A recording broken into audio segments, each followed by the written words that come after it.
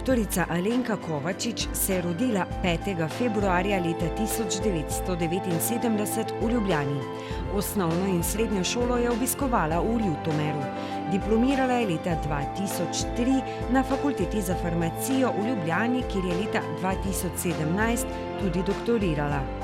V splošni bolnišnici se je zaposlila takoj po zaključenem magistrskem študiju leta 2003. Leta 2009 je zaključila specializacijo iz klinične farmacije na Lekarniški zbornici Slovenije. Od leta 2021 je predstojnica bolnišnične lekarne v splošni bolnišnici Murska Sobota.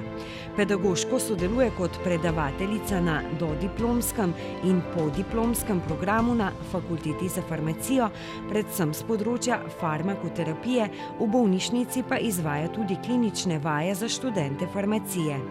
Je glavna mentorica številnim specializantom iz klinične farmacije, je tudi članica komisij za strokovne nadzore s svetovanjem pri Lekarniški zbornici Slovenije, članica tudi drugih delovnih skupin v sklopu Lekarniške zbornice Slovenije ter članica verifikacijskih komisij Ministrstva za zdravje. Dodatno se od leta 2018 usposablja tudi na Ekonomski fakulteti v Ljubljani, kjer končuje magistrski študij ekonomika in menedžment v zdravstvenem varstvu. Je aktivna predavateljica na številnih farmacevtskih in zdravniških strokovnih srečanjih. 4 mandate je bila predsednica sekcije kliničnih farmacevtov na nacionalnem nivoju pri Slovenskem farmacevtskem društvu. Raziskovalno deluje predvsem na področju klinične farmacije in farmakologije. Je prejemnica večjih priznanj in nagrad, med drugim Minarikovega priznanja Slovenskega farmacevtskega društva. Prejela je tudi nagrado PAZU za najboljšo pomursko doktorsko disertacijo v letu 2017. V Pomurski akademiji imamo več vrhunskih farmacevtov in ena izmed njih je tudi pomurska akademkinja doktorica Alenka Kovačič. In od članitve v Pomursko akademijo nam vsikdar pove kakšno zanimivo predavanje, kakšno zanimivo novico, nekaj, s kim se ti vsakši den srečavlja. In to je toliko bolj zanimivo, toliko bolj korisno tudi zato, ker je iz naše prakse in je povezano z našimi življenji, ne nazadnje z našim zdravjem.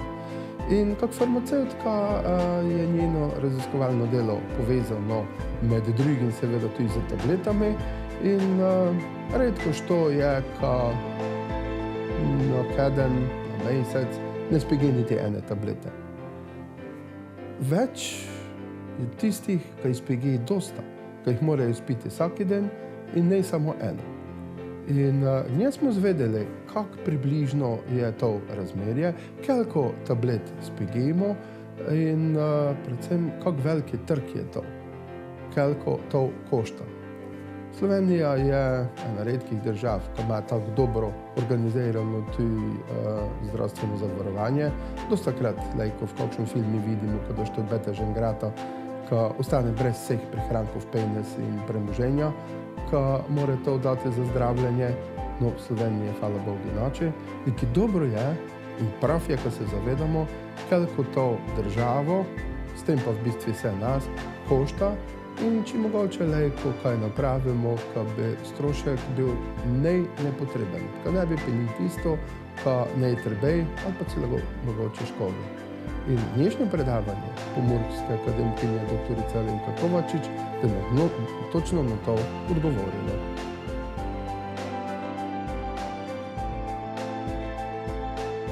Vrednost trga zdravil v Sloveniji v zadnjih letih vsako leto raste predvsem zaradi novejših in dražjih terapij.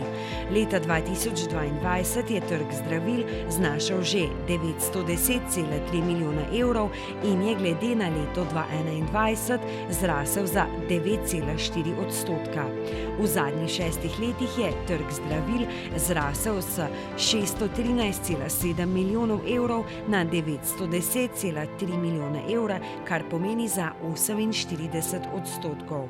V letu 2022 je bilo izdanih skoraj 19,6 milijonov receptov za ambulantno predpisana zdravila v vrednosti 679,5 milijona evrov. Vsak prebivalec Slovenije je v povprečju prejel 9,29 receptov s predpisanimi zdravili v skupni vrednosti 322 evrov.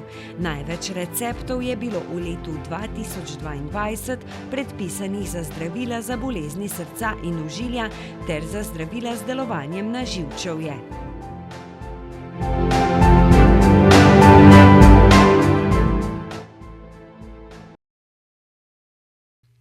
Tri dejstva. Trg zdravil v Sloveniji, če štejemo bolnišnična zdravila, zdravila na recept in zdravila OTC brez recepta, je vreden več kot 1 milijardo evrov na leto. V Pomurju se predpiše na prebivalca največ zdravil na recept. Prvi v Sloveniji smo po predpisovanju protimikrobnih zdravil, acetilsalicilne kisline, pomirjeval in še nekaterih drugih skupin zdravil. Največ zdravil na recept so v Sloveniji prejele pomurske ženske v letu 2022 in sicer več kot 13 receptov na leto, medtem ko je povprečje v Sloveniji 9,29 na leto na prebivalca.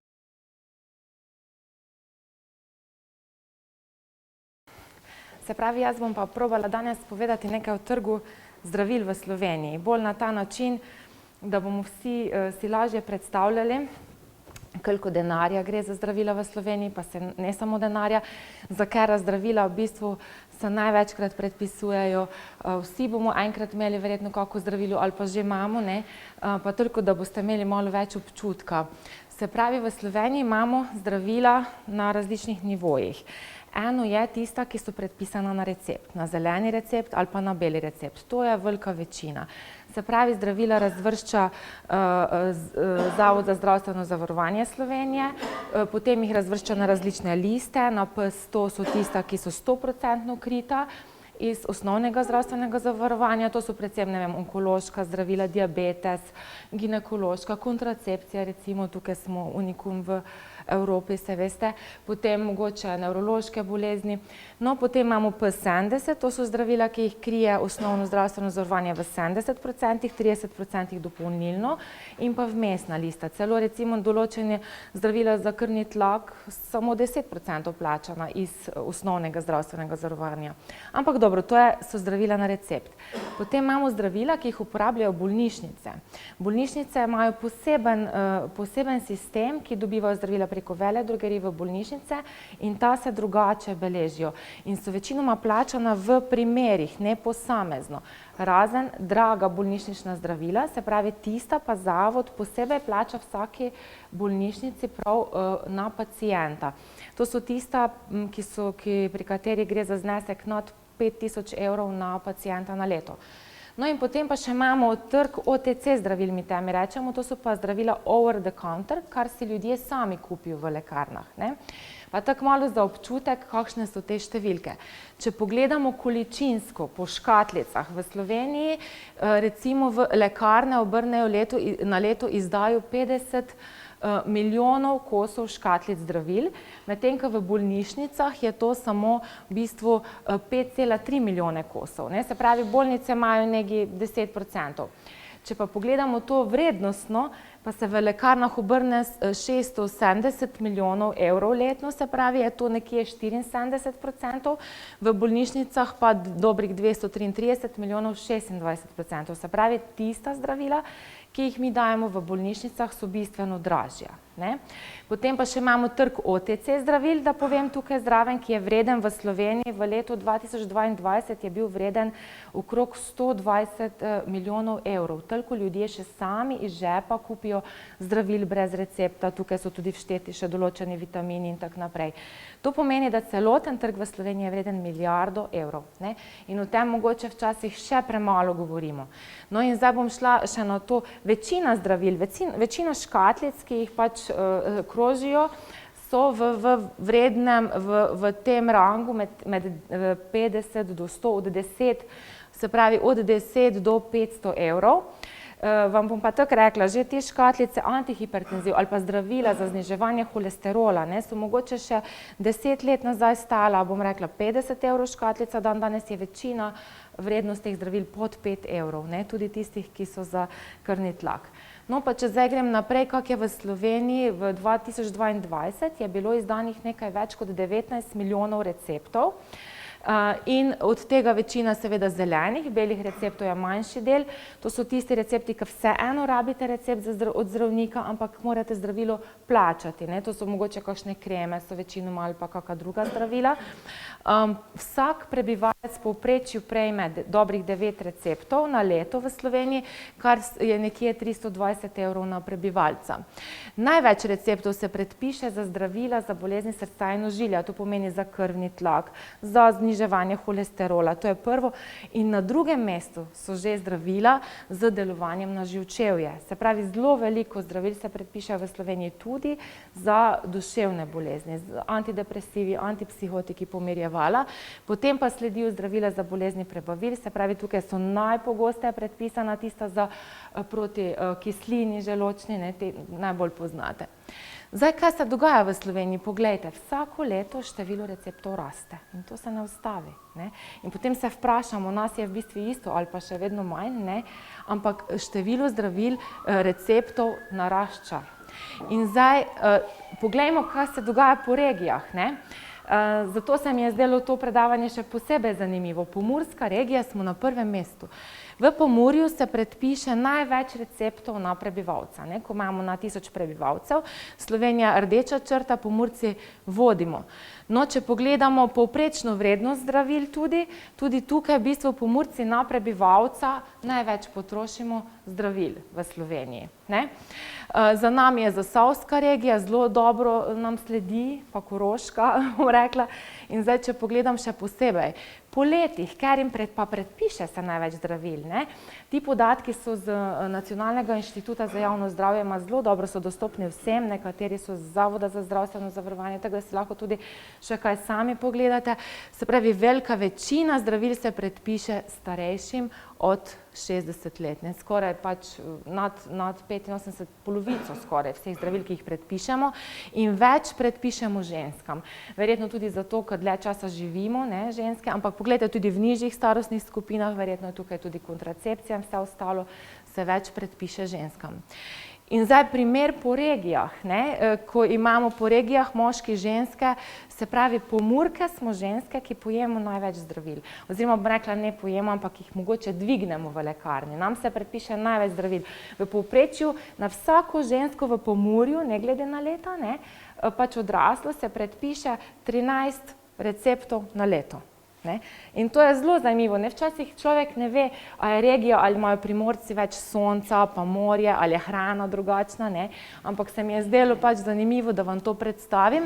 In tudi recimo, kere skupine zdravil, poglejte, pri ženskah se pač predpiše enkrat več skoraj zdravil za duševne bolezni. Zdaj, kaj je v ozadju, ne bom komentirala, ampak recimo, tudi po skupinah zdravil nas skoraj nikjer ne prekašajo moški, tudi ne pri zdravilih za pač, bom rekla, holesterol in pa krvni tlak.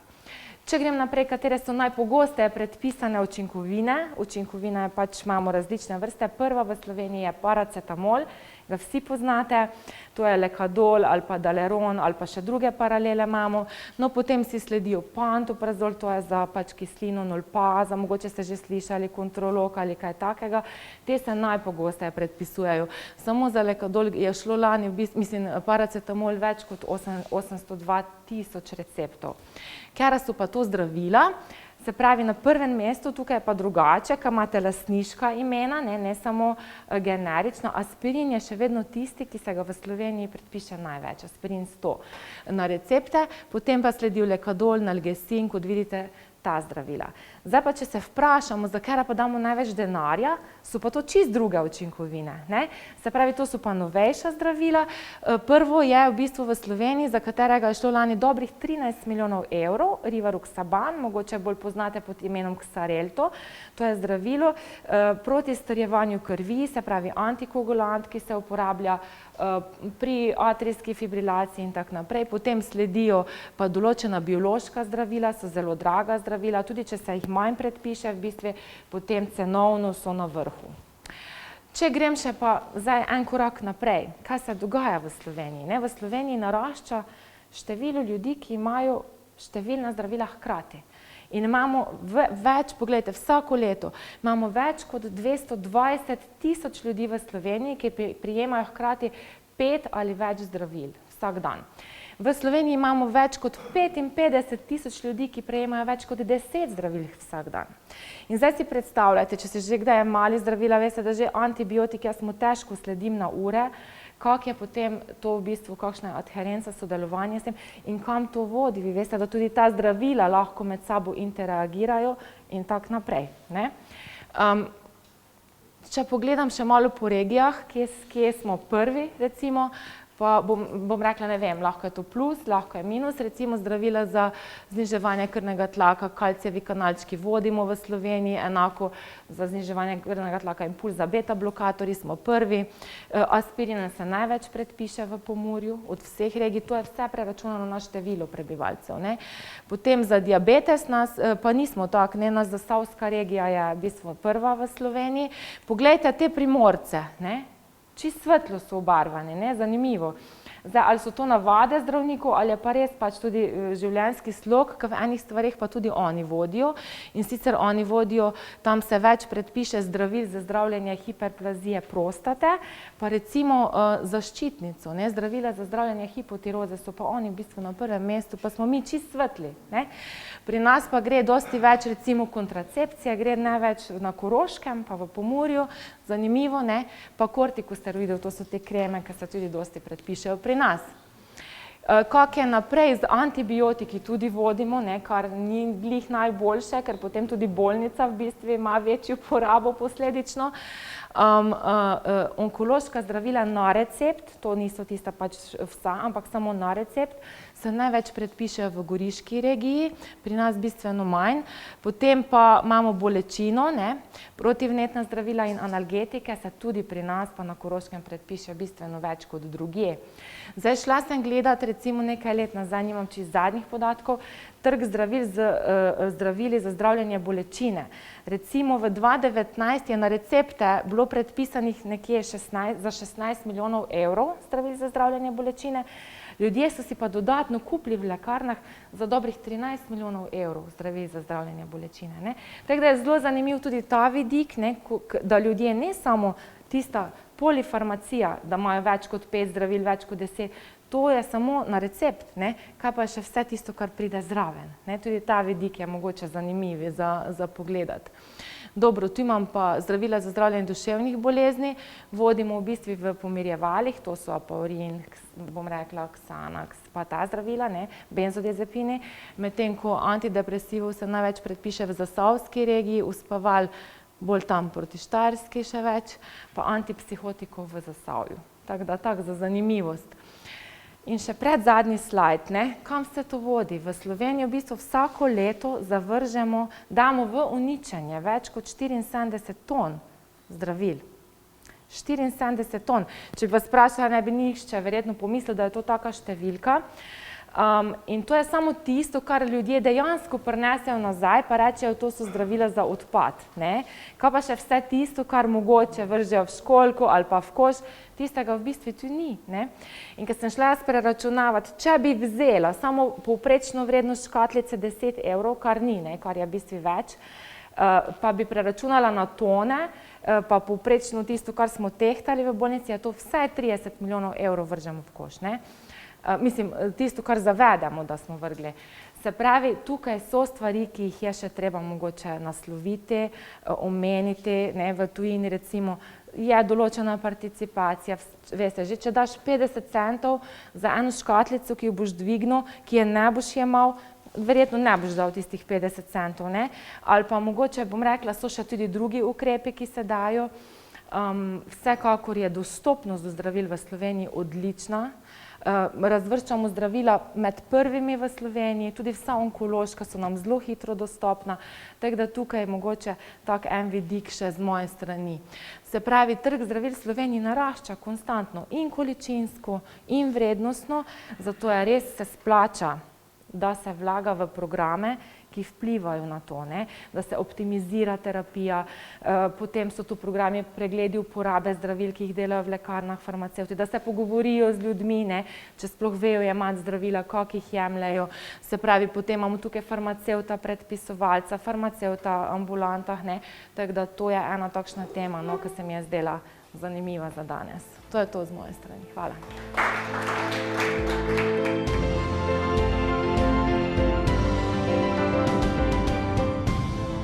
Ste vedeli, več kot 55 tisoč ljudi v Sloveniji jemlje več kot 10 zdravil hkrati vsak dan in več kot 220 tisoč ljudi od 5 do 9 zdravil vsak dan. Pri teh bolnikih je pomembno že iz vidika varnosti, da se jim terapija zdravili redno pregleduje zaradi interakcij med zdravili, pa tudi zaradi rednega pregleda nujnosti nadaljevanja zdravljenja številnimi zdravili. Poraba zdravil med regijami v Sloveniji se dokaj razlikuje. Pri določenih skupinah zdravil tudi za več kot 30%. Trg zdravil v Sloveniji vsako leto raste, tako količinsko kot vrednostno. Bolnišnična poraba zdravil v Pomurju ne izstopa toliko kot poraba zdravil na primarni ravni zdravstvenega varstva. Izjema so protimikrobna zdravila, ki se jih v Splošni bolnišnici Murska Sobota predpiše več kot v nam primerljivih bolnišnicah. V Sloveniji vsako leto uničimo več kot 70 ton zdravil.